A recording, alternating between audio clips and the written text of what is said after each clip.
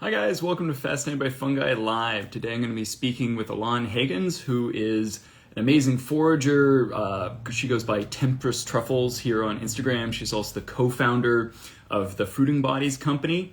But I'm going to have a really fun discussion with her about foraging, about diversity within the foraging community. I have a ton of questions for her about truffles and just wanting to learn about that world and how she's trained her dogs to find these truffles and stuff. So I see that she just joined the call, so I'm going to get her on the line and we're going to get going. So very excited. I met Elan last year when I went up to Oregon as part of Camp Tomos, and many thanks to Lindley for putting that together. And we were sort of recounting earlier today, it was like the last time that we had any sort of large social interaction. So hello! Hi there! Hi! You can hear me, right? I can. Yeah, you look great. Awesome. Everybody can hear me. Good, good, good. That's all that matters. Fantastic. My volume's up Well, all the way. yes, welcome and hello. It's nice to Hello. actually get to see you again in real time. Yeah. It's been about a year. It's been a year. It's been like a year, probably almost exactly. I don't remember. I'm sure somebody on here will let us know if it's what the date was last year, but yeah, it's been a year. So I was just trying to, I guess, summarize to people what I've learned about you and all of the incredible things that you do. And, you know, trying to relate that you're a forager and a crafter and a voice for social change and all these other things. But how would you sum yourself up? Like, what's your deal and what do you tell the world? Yeah, that's pretty much it. I tell the world I like to be in the outdoors. I love the wild. I love hiking and just everything that encompasses that. And part of that is like the wild crafting aspect. Like, okay, now you're in the outdoors and you love to be creative with your hands. So let's find some sticks and some stones and make something awesome with it, kind of thing. And then there's like the aspect of like the animals that are in the woods. So it's like all comes back for me, everything comes back to like nature and the wild. And even like with you with the cooking whole thing, it like definitely gets to diversify your palate and like makes you think outside the box. And like whenever you're traveling, you're like, oh yeah, you're like, look, when you're going somewhere, you're like not just thinking about going to the person's house. You're like, I wonder what's wild in season right now. Am I going to be passing through any of those areas that I'm going to be able to pull off side of road? And I just love that aspect of having that with cooking for sure. Yeah, well, cooking is But a yeah, great way to take what you find in the wild and kind of like resynthesize it back into your own life and bringing it home. And it gives value to the things you find in the wild too. And I feel like crafting is a similar sort of way that you can be out in the woods and it's just weeds. I mean, it's not weeds because you're in the woods, but it's just sort of plant matter. It's meaningless to yeah, you until you ascribe purpose to it by picking it to bring it home. And you know, part of that is you want to do it in like an ethical way. You want to not be over yeah, harvesting ramps or something like that. So you know, the best things to do is look for things like mushrooms, which are sort of ephemeral, ethereal, and they're going to disappear anyhow. So you might as well grab them when they're good. Or if you're looking for plants, getting ones and harvesting. You know, not taking the roots or like only taking certain parts of a plant, or better yet, taking invasive. So you're helping to clean up the yeah, environment. yeah, But yeah, for I sure. love how we can kind of take all that stuff and turn it into something by like applying our own creativity. And so it's really fun to follow your account and see all the things you do. Thank you. Yeah. And it's like, I always tell people, like, I honestly, because I've been like a lifelong maker and it's such like a healing part. Like, just me, like in the morning, I'll just like get up and like I'll automatically just start.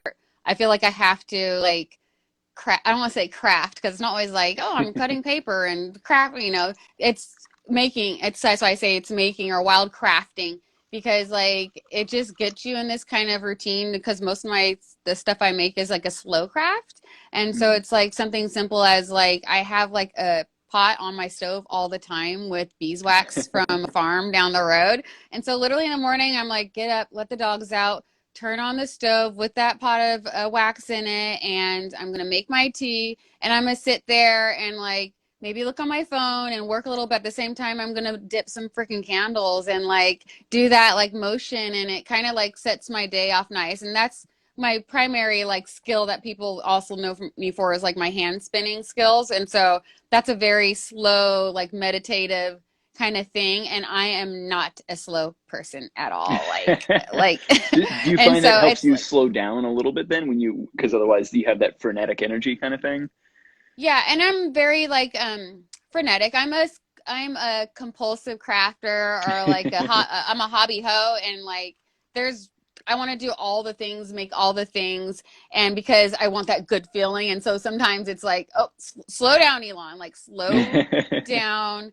You know what you're good at. Like you don't need to like do all the things. But part of me wanting to do all the things is that the human brain loves to like have, find new little things. It keeps us like energetic. It keeps us like young, and like with like elderly people. I worked with elderly people for a long time, and you can definitely tell like the people who were out like getting new like synapses and their little brains are Hmm. working Hmm. compared to people who are just saying the same shit all day long. Yeah. Like there's a difference, and I'm that person who's always wanted to gobble everything up, no matter. That's just how I am.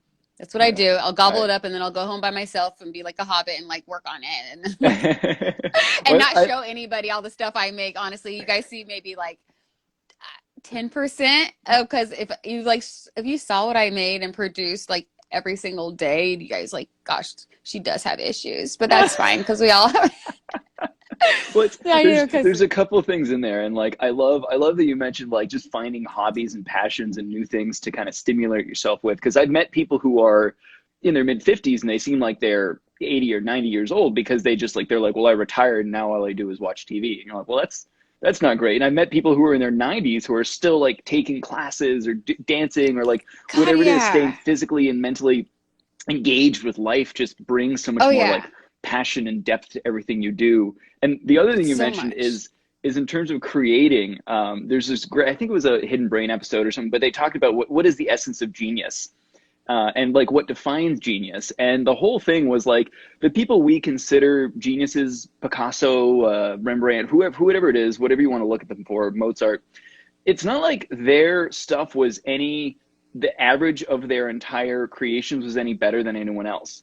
It's just that if No, you make a lot of stuff, like 1 in 10, 1 in 20, 1 in 50 or something has the potential to be something truly phenomenal. So it's the people who end up being the creators who just never stop, who just keep putting it out, out, out again.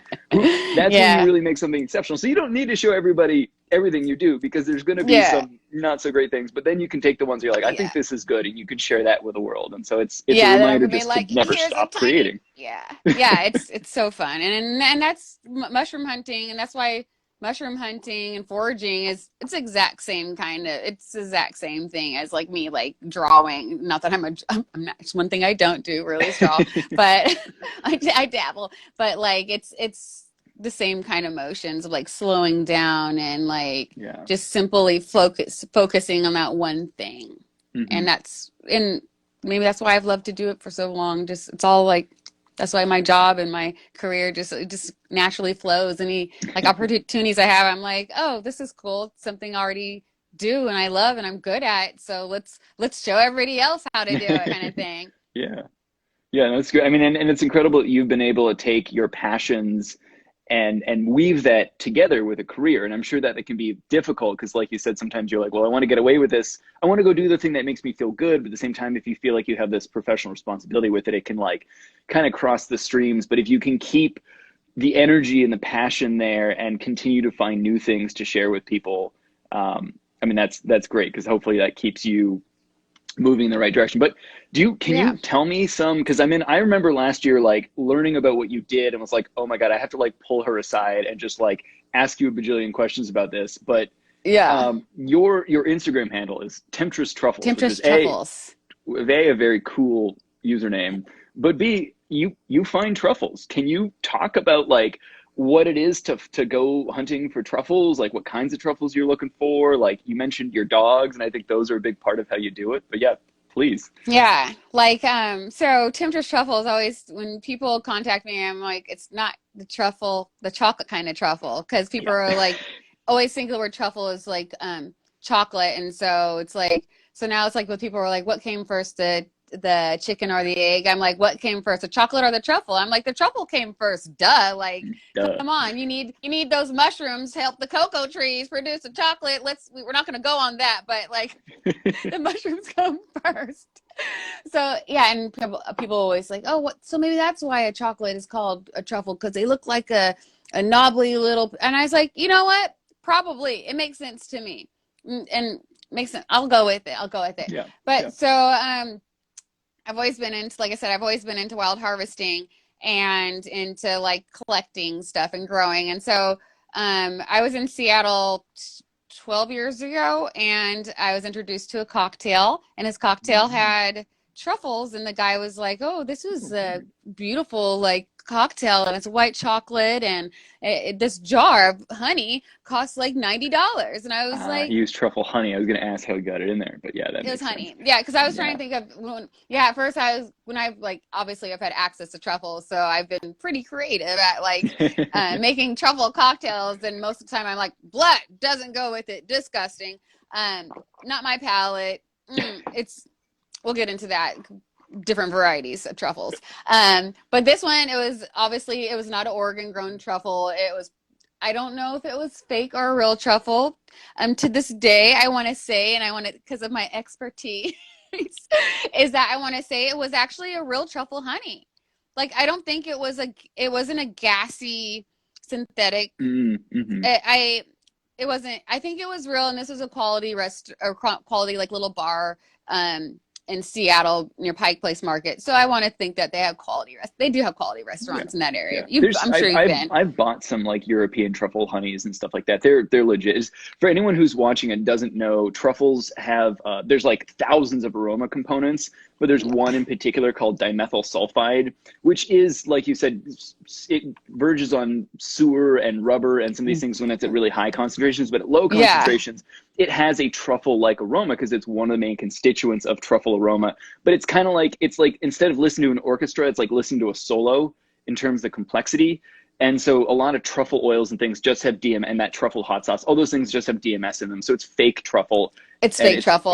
It's not real. So it's fine, it's gross. but it's not. I mean, I'm not saying it's gross. I mean, it's fine, but it's not. The thing about it is, the big thing with DMS is that everybody thinks that truffles are DMS. Yeah, everyone's like, that's the flavor of truffles. And you're like, no, you're missing so much. Oh my gosh. And I've sold, now that so I'll get into this. So I went on a tangent, researched some Italian literature, started making, and I like did a whole bunch of translations of old like French Italian from like the 1700s. And I was like, because I geek out and nerd out like that. And so, and I saw that some people were training dogs to truffle hunt with like a white bread and gorgonzola cheese like pressed into these truffly balls. Because I discovered this not during truffle season in Oregon. And in Oregon, you guys, truffle season is like, I want to say on a good year, it's like on a great year, it's early November. And then it will go, we have two main varieties that we harvest, white and black. We'll just keep it like that, white and black. There's a lot of other ones in there, but for everybody, the ones that are sold for culinary use, commercial, it's white or it's black. There's a brown truffle in there that I would sell with whites. I sell with whites because you aren't picking them apart. People don't know enough to be like, oh my gosh, that's a brown truffle, not a white truffle. Like the education. Yeah, keep it simple for them. The chefs don't want too many inputs, just like this one and that one. I'm like, and if you said that to me, I'd be like, oh, so you're out in the field, you're a truffle hunter, you like actually know that, like, it's a very fine thing. So with that being said, those are the three. Brown, white, but we'll keep black and white. And with blacks have a flavor that are more, people like say chocolatey, more earthy.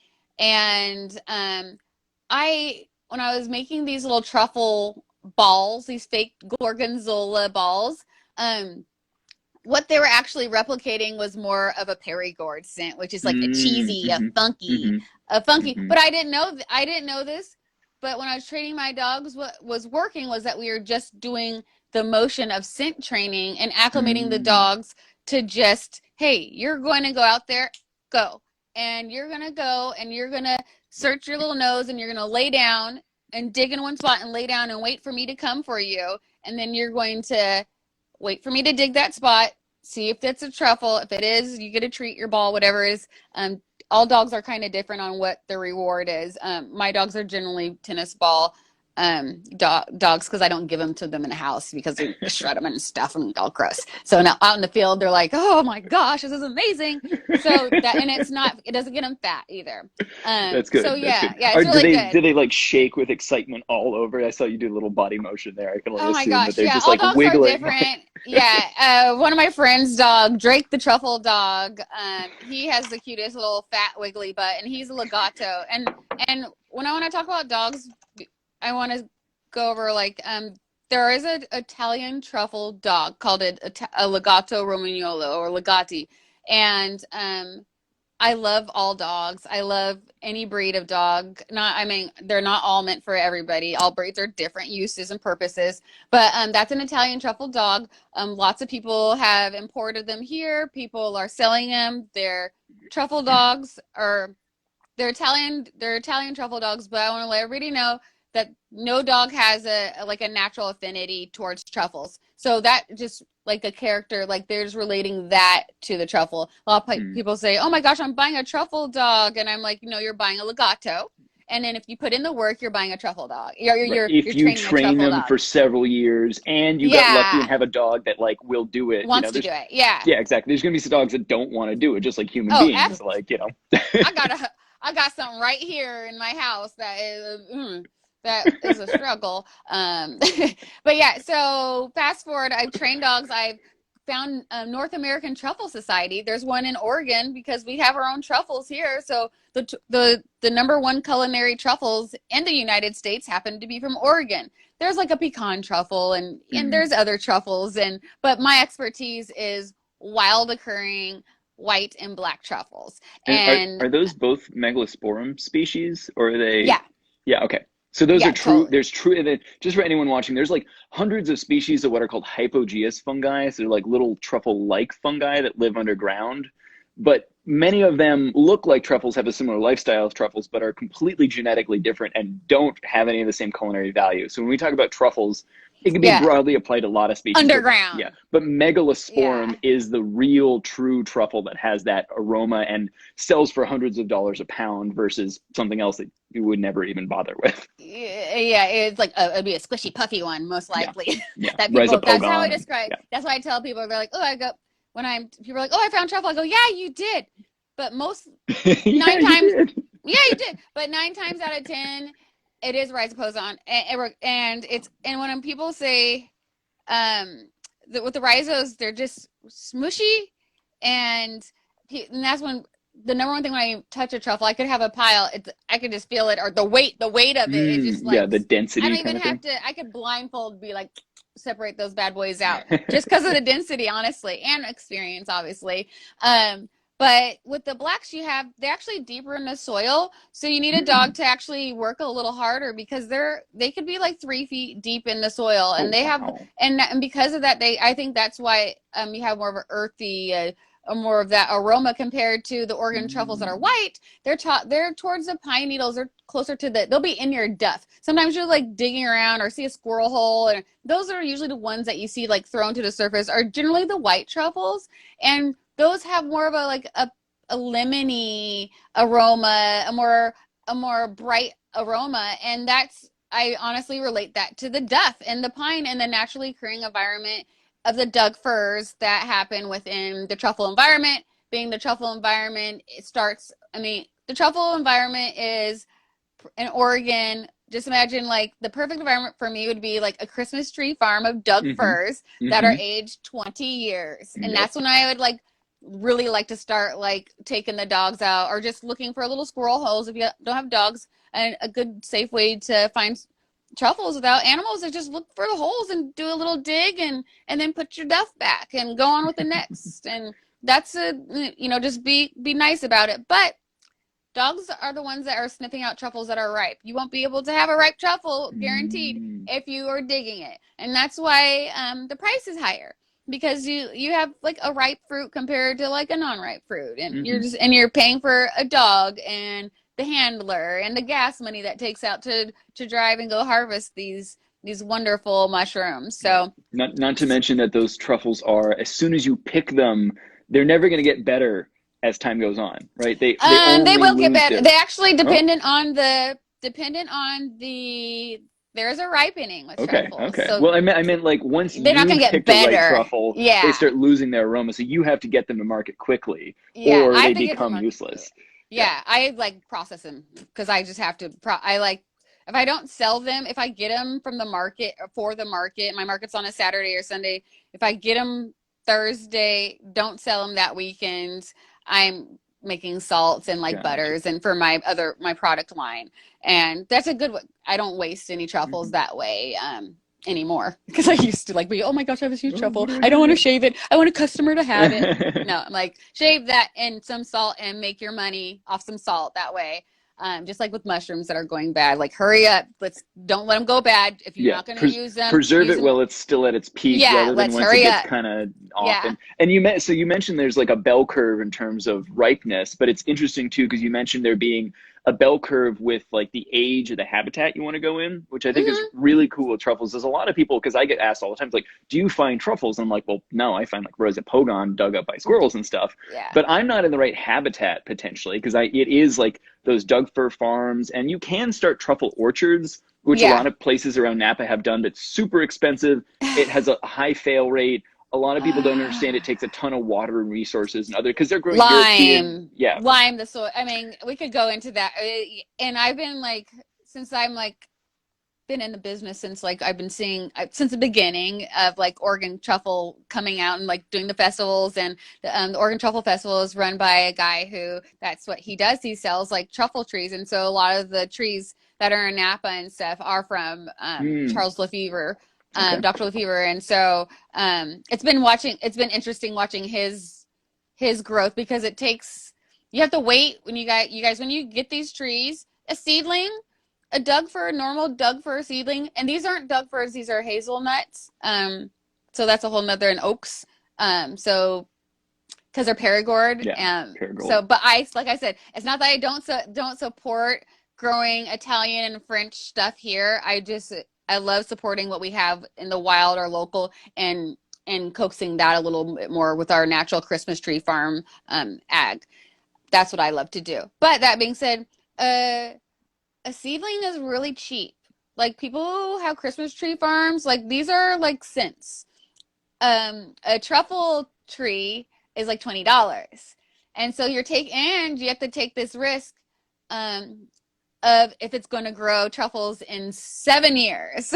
Yeah. You have Yeah. to have the It's land for it. long-term investment of Oh my time and gosh. resources, and most people don't have the capacity to think, like most businesses don't have the capacity to think 6 months ahead, let alone 7 to 10 years, and then Oh knowing there's like shit. a limited time frame at which those truffle trees will be highly productive, and so it's only like a 5 to 10 year window. So it's, yeah, the investment phase Yeah. in this stuff is just nuts. And I love this the science that has been done on it, and it's obviously a skill that to get them inoculated, like it was hard to be able to even have a tree to sell like that. um and I like commend all the work for it, but like for me, like I said, it's not where I want to go. I don't want to sell $2,800 a pound Oregon grown Perigord truffles. I like to sell, I'm all about food justice. I want to sell food that is indigenous to our lands, and I want to make sure that anybody can have it. So if you want to come and get a truffle from me, you can get like a perfect amount for your 2 meals, and it'll cost you like $7. And like no that's like amazing. seriously, like it's like the best thing, and people are like, what? And I like seriously like weigh out truffles, I put them on little things, and I like have $5 this $25, and then people are like, what am I going to do with this truffle? I go take it home, get a little jar of salt, grind it in there, or take it home, get a stick of butter, Hmm. take it home, put it with some of your eggs.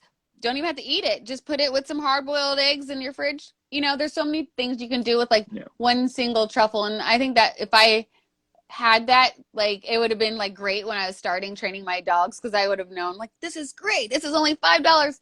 because for a while I was like, I don't know if I'm gonna be able to afford truffles, so real truffles to train my dogs. And Yeah, I went to the farmer's market and I was like, I got this when I had my, and I like made like real products and well, I love stuff. that too, because it is so intimidating when you're like, well, I want this, but God, $60 for like a little thing. What am I even going to do with it? And you know, half the times I've bought truffle, I do end up leaving a piece of it saying I'll use this later, and then it ends up going bad or it loses its Yeah. smell. So I love the idea of having like almost like a turnkey amount. Be like, put this into eggs, put this directly into Yeah, pasta. Don't save it, totally. just use it. Just use it. Then that's why I make like salts and oils and butters because people get that better. Yeah. They can't. They're like, they'll let it go to waste compared to buying like a salt and like forgetting about it. And like it feels better to not waste something. So with truffles, that's great. And my business, it's like people want them, but they don't really. I am Temptress Truffles, but my wild edibles with the mushrooms business is it's just bigger because it's I mean you can get a bag of chanterelles from me and I'm out there and I buy from the people that pick for me are people that I know and have relationships from. um I'm gonna say a number, just a random number. 90% of the people out there, you guys who are selling mushrooms, are not picking them themselves. And everybody's like, oh my gosh, these are beautiful. You're picking these mushrooms. I was like, do you know how many different environments I would have to hit up in the state of Yeah. Oregon How many different within 1 week to get habitats? these? Yeah, and to get this variety. So and so I like to tell people like, I'm not out and I do pick and I pick for fun because I had a system of like these three families. One's Laotian and two are Hispanic, and I've worked with them for 9 seasons. And so it's like I'm giving directly to them. They're not selling 3,000 pounds to me for $1.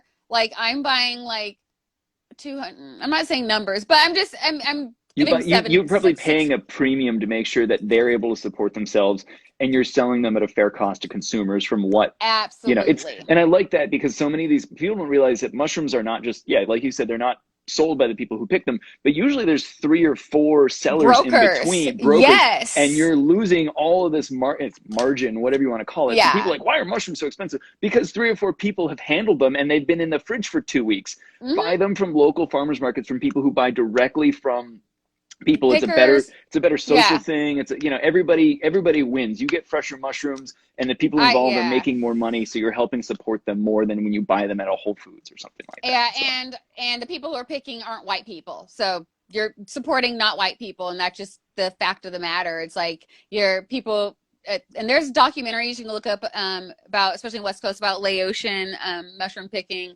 that mhm. are beautiful and well done. It has to do with some of the violence that occurs and racism within like mushroom picking, which is like people ask me about how dangerous it is all the time, and I'm like, there's always a danger factor when you're out in the woods, but yeah, when you're like when their money is involved and you're commercially getting Yeah, something under land, then it's a whole different factor. But the people who I work with, and it's like I'm literally like I love them and they love me, and it's like one of my families is like I'm their good luck charm, and they I if I don't buy all their mushrooms if they have a ton, because my business isn't that big that where big. Yeah, if they're gonna pick 3,000 pounds where I'm gonna be like turn that over in that's that quite time. the family picking through.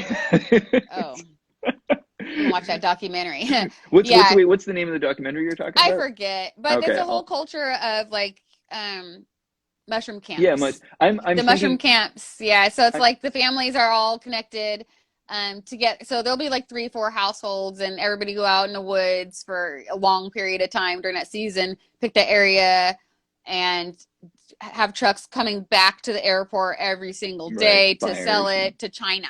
yeah. It's always Oh, China. China. Okay, Almost yeah, China. all everybody, most of the accounts that the people I'm dealing with are China Yeah. honestly, especially with like the Motsis, and like that's a whole season I'm like involved with as Right. well. So, but yeah, it's nice to have like be able to support the farmers, and it's nice to be able to support like the pickers, and so that's like pretty much why I've been in like involved in this for a longer than I thought, because I like feel like connected, and like I'm supporting other families and I'm supporting myself, and I'm like getting out there like me as just like a Black woman being a like example for people, just like to see like, hey, she has a business and isn't outdoors. Just I can stand there and do nothing.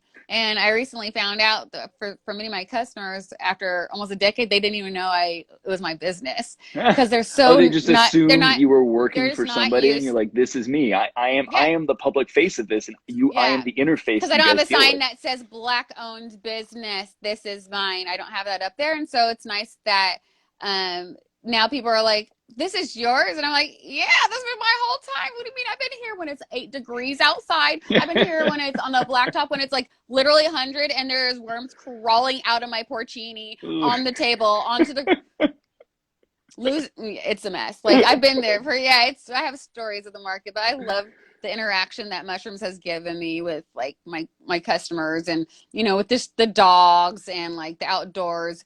People relate to dogs very well, so that's always a good connection. And I'm in the doggy industry, and like I don't even want to go in there, but yeah, like did like a reality show with dogs on like a big network, and that's cool. I have like all this experience with animals that I'll continue to have for like the rest of my life, but it's nice to be able to like wrap in like all the things that I like with the food and the mushrooms and the dogs and just like the crafting part of it. It's fun. Totally. It's just a lot of fun. So I want to mention one thing. We'll figure the name of that documentary later and post it. I'll send it. There's another great book out there called The Mushroom Hunters by Langdon Cook. I have it downstairs. Yep. There you go. I was watching him last night. He was talking for Soma about cooking stuff. And he embedded with a bunch of those like immigrant foragers and told stories about like some of the secrecy and a little bit of the danger, and it was really interesting. And I think it gets at some core like social justice issues, and it talks too about the immigrant experience, people who came over, literally refugees fleeing violence in Cambodia and Vietnam and Laos and stuff, and those people have we think of professional mushroom foragers, and I think a lot of people have this sort of almost internal prickly feeling where they're like, well, why are these people allowed to go out on the land and make money off of something that anyone could do? And you're like, because they do it, they go out and put the work in. They're not making a lot of money. These guys are, it's poor immigrants who know this stuff from their home life, and they're bringing it to America and doing it. So there's no and more importantly, they're not going anywhere that you would actually go. Like you said, they go way out into the sticks, like giant demo forests or places that most humans don't go, and they put the work in. So like they deserve the money they get. People, we don't want Americans, and definitely like we don't want to work that hard. Like my favorite picker, he's like he picked like 600 pounds of shanties in a day, and so that's in a day. Yeah, and that's with him, and that's him doing it takes an hour to hour and a half to get into his spot, and then hauling him back. So he picks, sets him down. It's a whole process, but like these guys are beasts, and I'm like, I could never sustain a business or a family off of my picking skills, because I'm like, what that was that. But yeah, these guys are awesome, and it's been like a nice fun part to have in my job, like to know that I'm like some of their good luck. Like they're selling it to me first thing. I get to pick everything, all the pretties, all the cauliflowers, like go to me, and I get like for Christmas present, I get like cauliflower mushrooms from everybody because they know it's my favorite. Yeah, because asparagus is one of my favorites too, though. Yeah, and so like that was my only Christmas. I'm not saying it's my own. It's like I don't expect shit for Christmas, but that was my Christmas present this year was asparagus by Jose, and I was like, oh my gosh. He's like, I found one and it's yours. It says Happy Merry Christmas. I was like, thank you. Oh, my baby. Yeah, you know how we are with asparagus. We act a fool. But yeah, so I think I want to talk about like since we talked a little bit about like just me being like a little Black business, over the years, people always want to say like, how can I help more? And I always say, people are like, obviously, it's been nice having money, supporting me and, letting me like be more creative and letting me get the education and the skills, which is actually just a lot of skills that I've acquired. Is you have to have time to go out in the woods. Right. And if you don't have the money, you don't have the time. So, thank goodness I have, but like with my customers, it's been really nice for them to do simple things for me. And I was talking a little about this yesterday, and that's like on a bad day, or it's like cold outside, like I have like random like customers of mine like bringing me hot coffee. Yeah, I you have have some like warmth. yeah, there's a Filipino lady at one of my markets who like makes me like an extra plate out of their food, and like then I have a lady who brings me curry, and like then I have like people who are like, hey, could you speak at the Moms Club in this small freaking town that you don't know of? And I'm like, I don't know about this, isn't this is out of my wheelhouse, but let's go for it. And Yeah, so here yeah. I am with kids, little babies getting paint all over places, pressing mushrooms, talking about it, bringing things out of my yard. Those are kind of things that I like really, really enjoy, and those are the kind of things that get that are more than money to me, more than money Hmm. to me, because it's like telling me, Elon, we see you, like, and we see that you put in some work and that you have skills. Maybe they're not.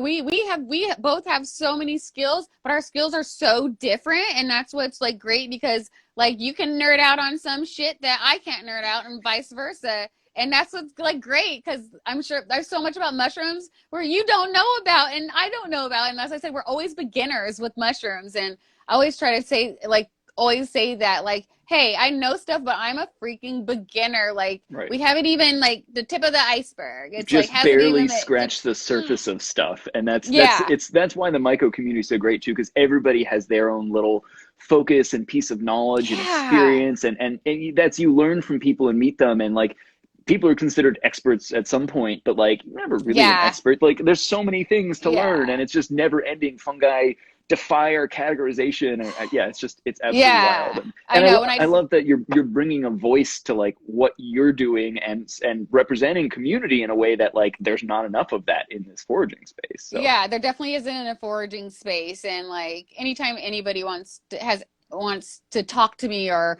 DM me or just talk about anything, I've always been like just like so open about it, because yes, in Oregon being like zero black people, I'm not saying zero you guys, but you guys it's know, not the yeah, most diverse it's state not out the there. most diversity, and then we haven't been able to like own actual land until actually pretty recently in history compared to a lot of the Right. country. And there's red line cities and stuff like that here. And part of the reason why I do like wild harvesting is because I don't own any land. This is my land. I pay taxes. I'm gonna get what I want and still be at the farmer's market even though I don't have a farm. And so I love that aspect of it. And I love that people, like I said, how you show businesses support or black people support is buy, like I'm saying, it's buy black, hire black.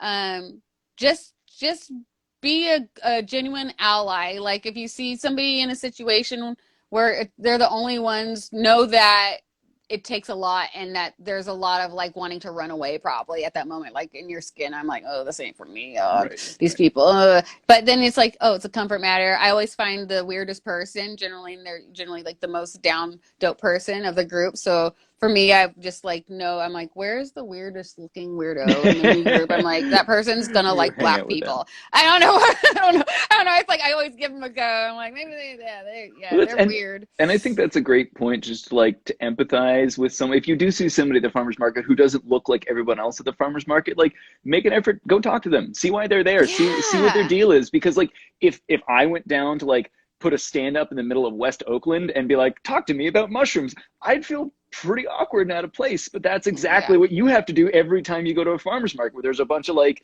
white hippies, Oregon hippies being like, so tell me about your truffles. And you're like, sure Yeah. thing. You, Is you this the just gotta. 1960s or what? Yeah, yeah, we get all the shit. We get all of it there. And but my farmers market community of two particular communities at the Beaverton Farmers Market. It's a suburban town, but multicultural. It is their market. Like I worked there for years. Amazing. Um, and then the Portland Farmers Market is a big market that everybody. It's one of the biggest markets in the West Coast, and I worked there with their systems for almost a decade, and they've been so supportive to me very recently. I mean, everybody's been called out, and they've been called out, and they're doing the work, and I love that. But I've had some years where I was like maybe not paying my fee on time, and showing I have a reputation for showing up like 3 minutes before the market starts. But that's not a bad thing because I have my shit together, and it's a funny thing because like everybody's like, oh, it's 10 minutes. It's way too early for Elon to show up. But it's they've been with me. They've been with it. I've had my family work there, my nieces, my mom, Oh, that's family great. members who have passed away who have been there with me. They've gone through literally everything with me, and so it's like that's my family, the farmers market people. It's been so nice to have them. It's been so nice. But yeah, but I say buy black, buy black, buy black, buy black, buy black. And then we talked a little bit too about, corporate responsibility in this day and age, where like you see black people in ads now, which is great, but Hmm. like does The that ads. corporation really care? Like, what are they doing? And like, have Yeah. you worked with companies that you think are responsible? Or how do you recommend companies do this responsibly and like help promote diversity?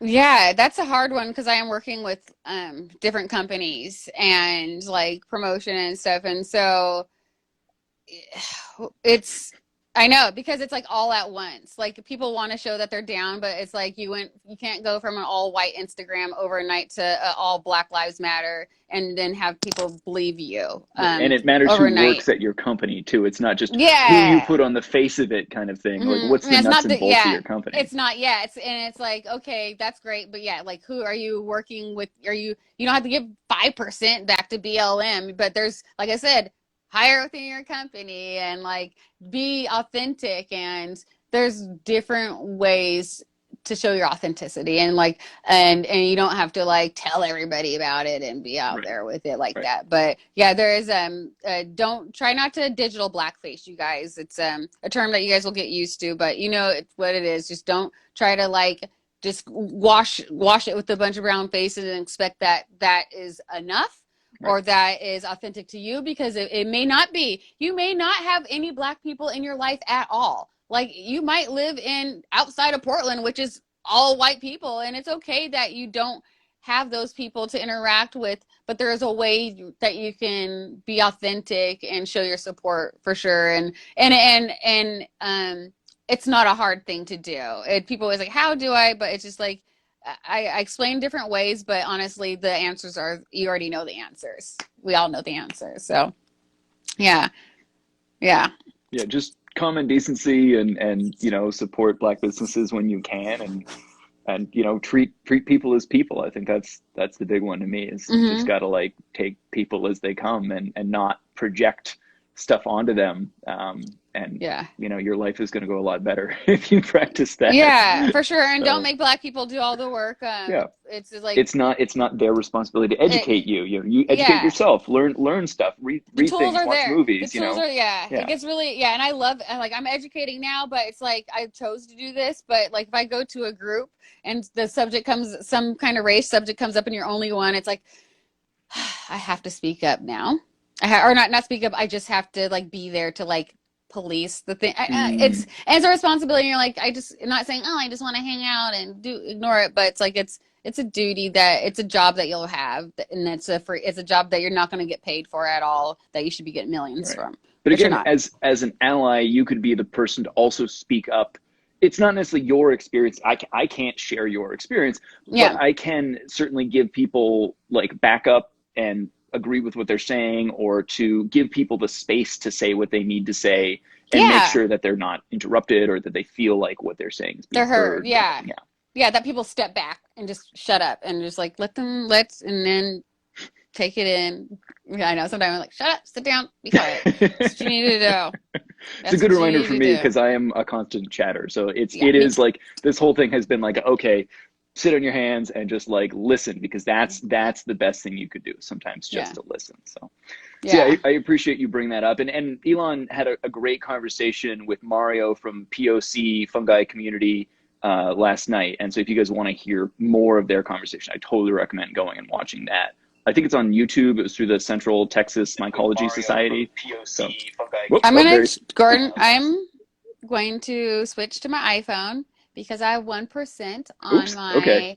So I might have to rejoin for a second, that's but fine. Do I'm do your here. thing. I will not leave, and You we'll guys keep are you. gonna be here regardless. Yeah, I still have questions to ask you I about might have to bushcrafting rejoin and for a dyes and second, other but stuff. okay. So Okay, so I'm gonna join right now.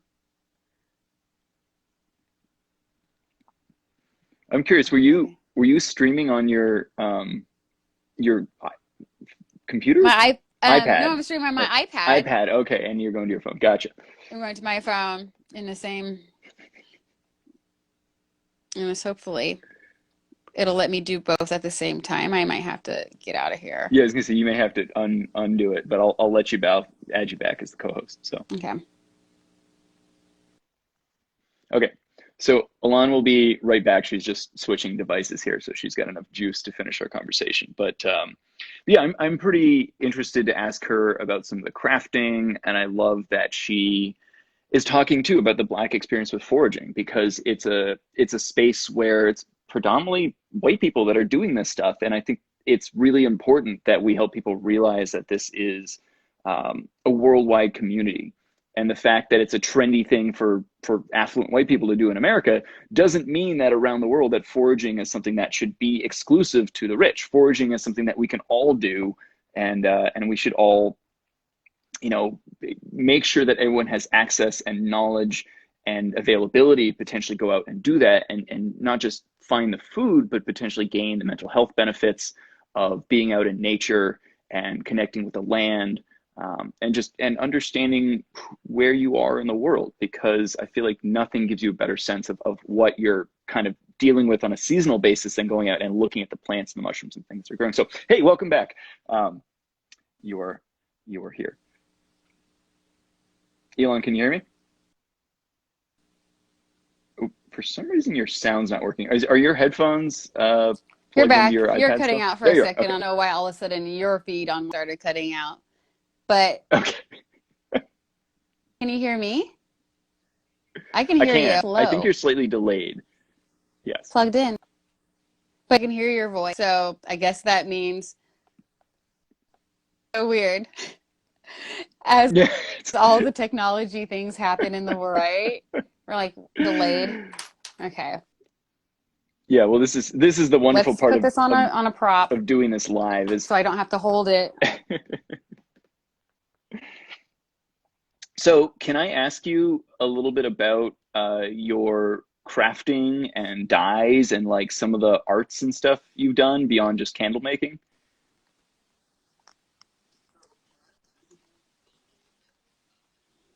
Ooh, Yeah. yes. Actually pick up my Okay. yes, and I'm gonna while my phone's out of my hand. Um, you guys can probably see there's like a lot of stuff behind me. Yeah, those are some gorgeous Right, fibers. that right there is hand dyed, hand spun wool, and a lot of that has been actually like dyed with Hmm. mushrooms. Oh, Gordon, you froze. I'm here. I can still hear you. Um, I wonder if maybe your phone doesn't have quite the same. Are you on the Can you hear Wi-Fi me, Gordon? that your iPad? I can hear you. I just your I'm on the videos. Wi-Fi. Yeah.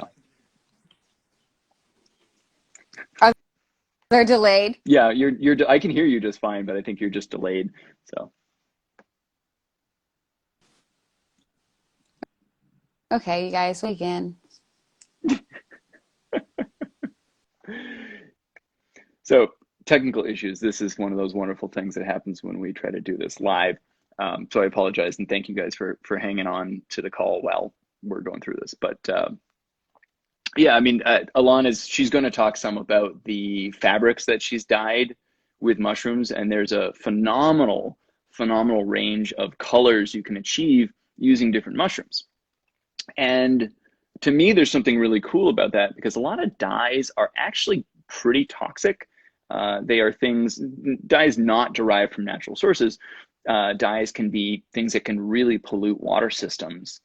And so this movement of doing natural fabric dyeing, I think is really cool because we're going out and we're going back to some old school practices where uh, we're trying to figure out how to generate amazing colors and a range of colors from natural products. And mushrooms are one of those things that you can get a real diversity of cool colors from. So stuff like Dyer's polypore and jack-o'-lantern or omphallotus species. produce a really beautiful range and diversity of colors depending on the pH and the mordant, one of the sort of fixative agents you use when you make a dye batch. But there's people out there who are sort of constantly innovating in this natural dye space, making different blends of things, and they're experimenting with the pH and the mordants and new mushrooms and new plants, and it's just mind-blowing. So Elan's got a huge wall of beautiful what looks like wool, I'm assuming, behind her there, that she's done some dye on. So I think she's coming back. Hopefully this time the connection will be a little bit better. Hey there, you back? I hear you, and you're kind of Okay. Well, no, you're better. Okay, great. Oh, keep going what you were talking yes, about. I can hear. Excellent. I was actually listening to you the whole time, and I grabbed something. So keep talking about the different dyes. Yeah, well, all these gorgeous mushroom dyes. And is that something that did you sew that, or is it made with your? That's gorgeous. That's a beautiful sweater. This is a hand knit sweater with half of these are naturally dyed, some with mushrooms. This is one of my sweaters. So, and this is not hand, but this is a farm like 14 miles from my house. This is their sheets wool. Nice. And so this is like that you can do if you love to dye. And I have like jars of dye behind me with mushroom dyes that are just sitting there that have been fermenting. Do different like experiments with fresh dyes versus dry dyes versus fermented dyes, which I like, like Gordon was saying, like people have done, we are experimenting, and there is actually a, oops, seems like Elan's connection. Oh, she's back. Sorry, you cut out there for one sec. Will you say, yeah, just you ended it fermented dyes, and I was about to say that blows my mind because I didn't even know you could ferment dyes. Can you hear me? I can hear you. Oh yeah, I was listening. Okay, good. Okay, you good. can't hear me. Back. I get quiet when you talk. I get quiet. I'm like, and it sounds like I'm not talking at all, like I'm cutting out. Okay, but yeah, fermenting dyes, and yeah, there's associations that literally just specialize in mushroom dyes, and like have like every 2 years have like a conference somewhere in the world, and just about that, which is like super specialized and awesome, and I'm going to teach at it. So that's really cool. So yeah, if you guys want to, oh, there you are. If you want to learn more about mushroom dyes, you should definitely like check out Elan's classes. Are you doing those classes online for people, or how are you going to teach them? We're going to start doing like some actual hands-on, because outside is where I do most of my work. And so we are able to like be safe and teach people in smaller groups. And so I'm going to be doing some workshops here shortly. I just have to decide within my schedule and like the weather, obviously, when I'm going to put some more of those up. But I know people had a huge interest when they saw the last retreat that I did in September, and all of our natural and eco dyeing. And there's pictures online on my page, you guys, of that workshop if you want to, or that retreat camp. It was Camp Starlight with a knitting group. So it was amazing, and all the things. And it's like such a great experience to teach people what you love, honestly. But yeah, but there's so much things with like myco art. You type in the word myco, you guys, like I didn't know half of it existed. Like I was like myco this, myco that, myco like so I'm a myco artist. I discovered, and I'm a myco. This file, but so I've been like learning how to doodle. Like I'm not an artist, but like I recently started seeing like people doing the block cutting, the lino cut with like the rubber, like you did when you were a child, maybe. And so recently I've been making some like stamps that I'm gonna do prints with. And I never like. I'm not an artist. I like literally don't draw. Like this is not my jam. So look at that porcini. So and what I love about crafts, my particular arts, is that this was done for like $5. All those stamps were done for such a, it's such accessible to everybody to like doodle or go out in nature. Wildcrafting is part of like the whole mushroom hunt. It's like there's people who like who don't ever touch nature, but they draw it. Like, or they maybe they get a stick sent to them. Like that's like our touch, like being in the forest. And so that's why I like that. But I also have a confession to make. My confession is I have a serious issue. And this issue definitely is in the mushroom category, but this issue is You got me on the edge of my seat that I here. have this serious thing. I collect Ooh. vintage mushroom everything. And I have for a decade. Like this is yeah, hell yeah. Yes. And I have like the whole, of Wow. course this is one of the canisters. I have the whole one, The whole and I always set. look on the bottom. That's Happy birthday, Donna, 1984. Love, Mom. I've seen that set Mom. before. That's one of those, like, if my partner would allow me, I think I would fill my house with mushroom pottery and stuff like that. But she's like, Gordon, we have enough mushroom stuff on the walls as it is, so I'm trying to like not buy too much. You can be classy. Classy. My niece Lauren's on here, and she's been.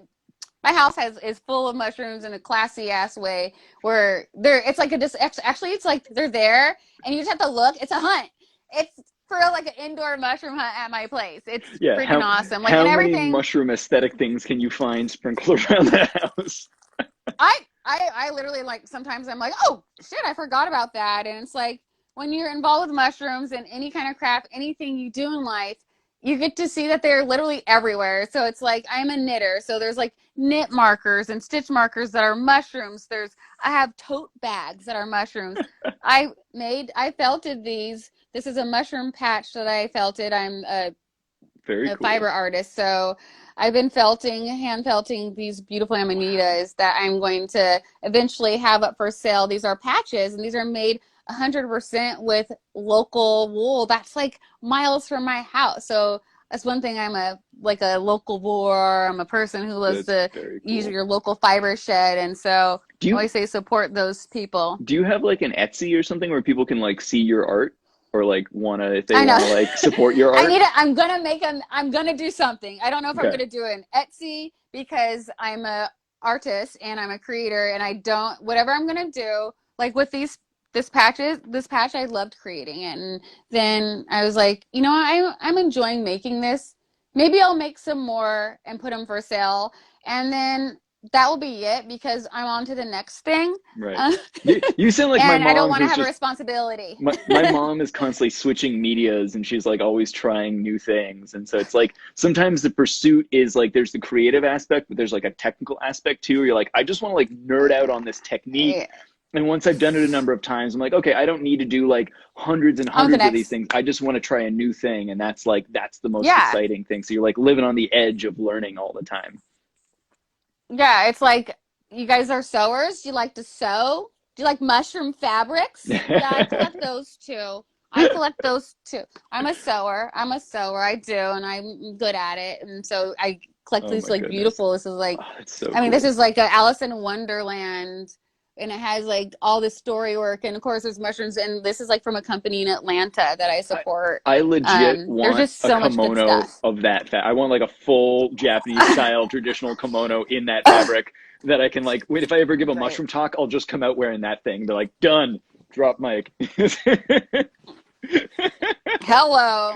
Like, you already know it. Like, my friends like visit, like in Alaska, they're visiting Alaska, and they're like, look at this fabric that we found. That's so cool. It goes on, and that's what's fun with mushrooms, everybody. You can like do whatever you want with them. You can just nerd out and craft out, or you can, just look at them. Just look at them. You were living like the cottagecore dream of so many people by just being surrounded by all this mushroom stuff and like doing the local vor thing. Like, the fact that you even said the word cottage core, I literally just learned this term last week. And no, for real. I learned this term last week and I didn't know. I am literally cottage core. Like, it is ridiculous. Like, you guys don't even know. Like, when I look at cottage, and I like, because I was looking at photos and it said like black girl aesthetic, and it was like, oh my gosh, I have picnic baskets, I have prairie dresses, I have all that shit, and I have like bright African, I have all this stuff. But cottagecore, you guys, I didn't know that aesthetic until last week, but I'm feeling it. I'm glad that you said Yeah. that. So I'm like, I'm with the program and now. honestly, like, that's because you're on TikTok and you know those yeah, words. I've only been exposed to this stuff because of TikTok. You know, I see. Yeah, which you've actually, Gordon, you've inspired me to open up a TikTok. I'm going to do a TikTok. Okay. It's going to be mushroom related. Awesome. And actually, I'm going to do 2 videos, and one is definitely inspired by you, and I can't wait to show you.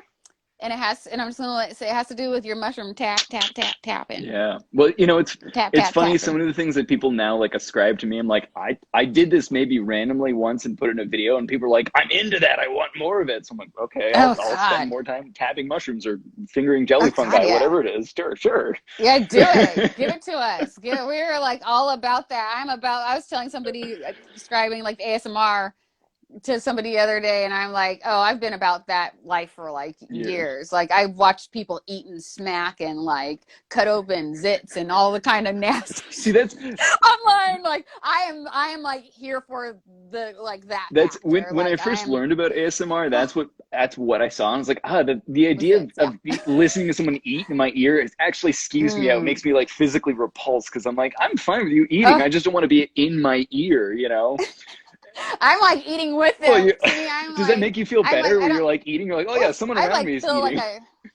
Yeah, and like I don't have a big appetite. I'm a small person, so I can like really get in. I'm like, yes, like I'm like eating, like, oh my gosh, it's so good. It's like, and like I'll fall asleep to like chiropractic like cooking videos. Like that is I like have a lady that I watch. Like I have I have a playlist.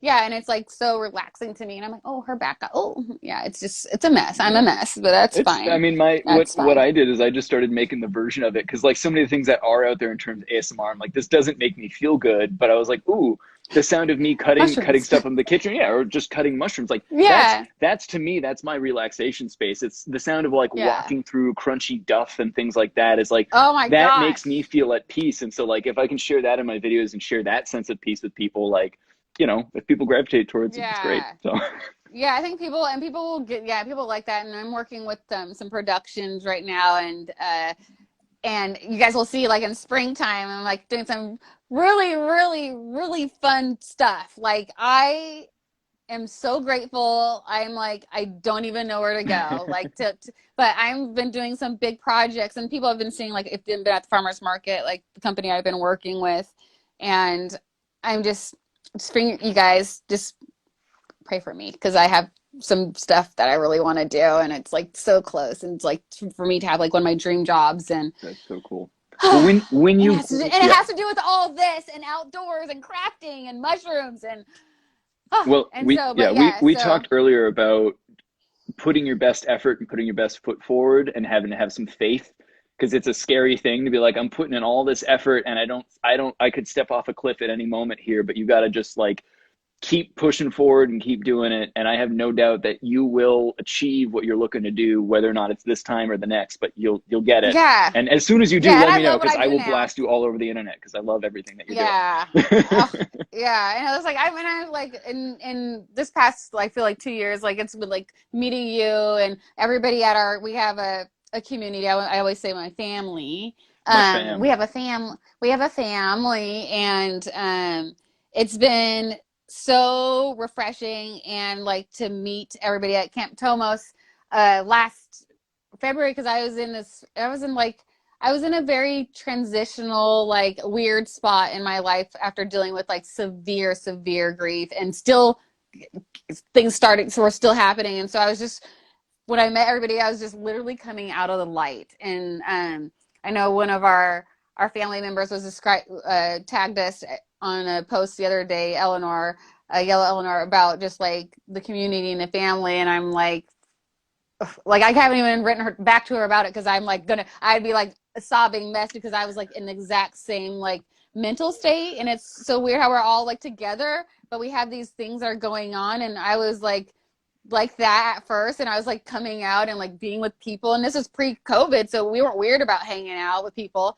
We were all over each other and having fun. Hi, I love you. I used to meet you on the internet. But like that was like really nice to be with you guys and like learn things together and hike together and just just geek out and Oh, geek dance out and so like hard. Yeah, like the work and on the like microscope and stuff is just you guys over there in that microscope, you guys, okay, this dude right here, yeah, I was like ready to go in a hot tub, and it's nighttime, and they are still on the table on the microscope. still looking at I it. don't even know if I talked to Gordon until the next day because his ass was so glued to the microscope for so long. He was having so much fun, and I was just like, do your thing. Like, I love that. Like, if you're in it in the tardigrades, and I'm like, that's y'all thing over there. You do that. And I look through the microscope. And, okay, Yeah, go back to your thing because I don't really know what the hell I'm looking at all the time. And thanks, spores are brown. And yeah, I'll learn.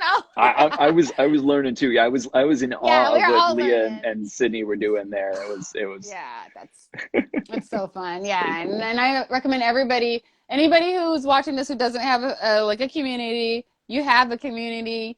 Just go on. You can go online. You can go to guilds and groups. Mhm. Like they still do things like the outdoor recreation, outdoor hobby groups. During COVID, they're still like Yeah, functioning safely. I saw like a rock hounding sale last week, and it's a outdoor, yeah. obviously, When really when outdoor you do thing, so stuff you can carry. outdoors, you can still be around people as long as there's a couple of feet of Yeah, distance and you guys got some masks on. It's still safe to yeah. interact, and Travel separately. yeah. But that Yeah, I eat agree. Like mushroom separately. hunting is one of the things that I've actually been able to do throughout the pandemic, and still see people with some caution in there. But like that's Yeah, amazing. for real. It's been nice. I mean, like we were saying earlier, I was like, we talked. I was like, I had an amazing fall. I mean, I love being not seeing people and being a hobbit, and only having to like, I live for this shit. But like, and I've been like doing a project that even got me more into the outdoors. So I was just like, COVID. I'm glad I'm inside, and I'm glad I'm used to this because I'm not feeling the mental effects that some people are feeling. Because I'm used to this, and I've already had my heavy grief period, honestly, and I'm trying not to like I'm trying everything to do just to be Yeah, stay normal stay again. above it, float, and Yeah, like stay positive, and and yeah. yeah, and last February was like in my life marked when things turned for me. Like that's I know it. Some people know like the things around this time. I was like February Camp Thomas on things in my life turned for me in such a positive way that I'm like, hell yeah. And I'm just like 2021 is like rolling so hard. I'm like, people slow down. I know. Thank you. But it's been fun. Somebody asked a question about mushroom ink, and that was probably them shag ink caps, them ink caps. Is that somebody was asking, and it's like I just want to say yes, you can make ink with Mhm. actually not just um, ink Mhm. caps. We'll just say ink caps. We're keeping it to the easy ones. When you guys type in ink cap. You don't have to do the long name, and then you can see them and they're black melting. What's the It's called term? deliquescence. Yeah, Deliquescence. yeah, yeah. Actually, Deliquescence the phase, and that's Science when Channel today just posted a great time lapse video of one of those Caprinus comatus just like oh melting upwards. It looks super cool. yeah, it's so cool. And I got with one of our family members, I got a bag of them and just like let them ferment because I read about letting them Hmm. ferment. And yeah, I almost forgot about them in my plastic bag one day. I was like, oh, there's Ah! black ink everywhere. So yeah, very easy. I could have done straight up watercolor right then and there with that crap. But yeah, you can make it ink with other types of mushrooms, and there's a huge thing going around about making lake ink pigments. If you guys want to type that in, lake ink, it's just like it's a process where you can like get the sediment off the bottom of like a dye pot, and then like capture that to make like paints Oh, and cool. like other stuff. And hopefully I'll be learning more about that and sharing more about that. Because wild harvested pigments is more than just mushroom. There's so much like, oh, so fun, so fun, so fun, Very cool. so fun. So we're well past our hour mark, but I wanted to ask you a little bit quickly about your fruiting bodies company and like what that project is about. And Yeah. then I should probably let you go. But yeah, tell me about Yeah. it and anything else you want to bring up. So you guys, if you watch the news or heard, everybody's heard, Oregon has legalized the medical use of psilocybin for healing therapy, not for recreational. I love to get that out the way because people are still so confused. The reason why it was passed is because it was passed for medicinal use. So that being said, we want to help people heal. There has been so much science and work done around mushroom therapy that hasn't been able to be above ground until now. So with that being said, we need to make sure that BIPOC people are being served. We need to help people who are incarcerated. We need to help our homeless population who doesn't have access to mental health because it's too damn expensive, and all the other factors. Like, part of 109 being passed is that people don't need to go see a doctor to come on in. So I don't need to see somebody who's going to pay money to go see somebody who's going to tell me to go see somebody else who's going to cost money. That is great because not only does that give access for everybody to get the help, but it's also opening up a door for the first time for providers who are actually not doctors or therapists to provide as well, because this is an indigenous medicine. There's people who have been doing this work for years who have not had access to, maybe like you, Gordon, to get a doctorate. Maybe they didn't know. Maybe they were working on surviving in life and Right. didn't have the mental luxury just to relax and go to school. Yeah. Like, there's so much. That's a whole When you're subject. working 2 or 3 jobs or struggling just to support It's yourself, like, it's hard. I'm extremely privileged that I had the opportunity to go get the education I wanted, yeah, but now I see there's so much of a need to give people the access and the equability just to allow them to learn about this stuff. So I'm glad that you yeah, guys are helping. it is. Yeah, and like like the mental capability just to relax and like know that there's other things, and this can be helped with. So this is, I'm not saying the psilocybin therapy is the cure for all, but with Fruiting Bodies podcast, Fruiting Bodies our podcast, it's going to touch that, and we're going to bring to light the voices of people who want the treatment. We want to have veterans. We want to have pastors of churches who are going to be able to let their congregation know that this is a wonderful medicine, Mm-hmm. and this is not a recreational drug where you're going to trip out and blah. It's not about taking something and staring at a trippy poster for 4 hours. It's about therapy and introspection and work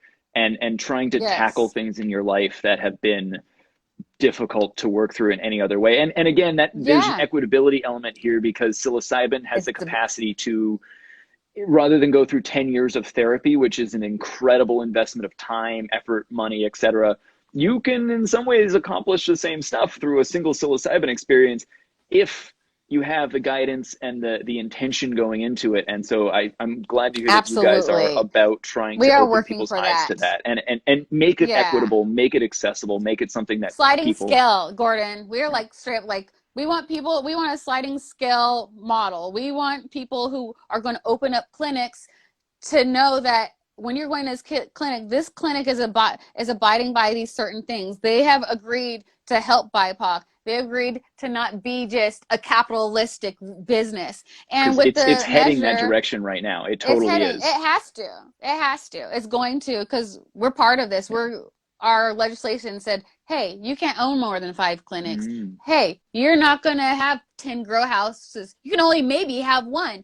Hey, we didn't see you working in the past and trying to actually do something in the field, and you want to just put down money and open up clinics. No, we're going to give priority to BIPOC people to open up these clinics first when we're applying. Like, this has been work. This is what we worked for. This is what I worked for. And a lot of people don't know about those little things, but those little pieces of information make us all on the same even playing field. So it's like somebody like me could come in and start a, branch Temptress Truffles to Fruiting Bodies. And I'm loving that I'm able to, now we have crafts. Now I have mushroom therapy because we can do it all with mushrooms. And I am the response I've got from Fruiting Bodies has been amazing, Gordon. And I am excited to share it with you because California, everybody keeps telling me we have a lot of California people who have been hitting me up, and California I feel like you guys are kind of next, and then we're an example for California. Honestly, that's what everybody talks to me about, and I feel like Oregon, we are a huge example, and we're gonna make mistakes for you guys, You and did it we're already with okay with cannabis. that. You know, California learned a Yeah. Oh, lot from Oregon's cannabis don't even. experience. God, man, it's awful. And that's why I'm speaking up. And we're not going to allow that to happen with psilocybin therapy. Psilocybin is not cannabis. It will not be treated the same way. It will not be commodified the same way. You will be called out. We have people who will, it's a medicine that is something you have to be very responsible with, and you have to know that it is not our medicine, that somebody showed this to us, and people for hundreds of years, thousands of years have been working on this. So yeah, so everybody, if you guys want, go to our new website, it's Fruiting Bodies Collective, or go to Instagram. And it's not only, I want to let you guys know, it's not just people on here talking about tripping out and their experiences. It is not that. I know Gordon is not for that. I'm not for that. And we just want to bring on different artists and know what people want to get out of this. And we are going to tell the board, the Psilocybin Advisory Board, what you guys want. And people from California and all over the country are going to tell us what you guys want. And we're going to put it back to them. And so it's like, I have like a social responsibility. And so I'm stepping up, and it's fun, and I hope I can be like a good voice. But Yeah, I think this next year, you you were going to be guys. one of the great voices that leads us forward into this wonderful fungal future, and the Yeah, coming mycocultural revolution, as like mycelium, it sort of seeps and that's a crawls into movie. every facet of life, and people's eyes are opened to this stuff. So, you know, I thank you so much for joining me and spending the time to show us all your cool fabrics and arts, and just explain and talk about your experience. So thank you so much. And I can't wait till we can hang out together again in the future, and looking forward Oh, to it. same here. I'm looking forward to. I'm looking forward to getting some food. I'm Yeah, hungry, and yeah, I'll make you dinner. you're my cook. I can relax when I'm around you. I'm like. Excellent. All right. Have a good Yeah, night. thank you so much. It was good to see you. You Bye. Have a too. good one. Bye. Thanks everyone for listening. Adios.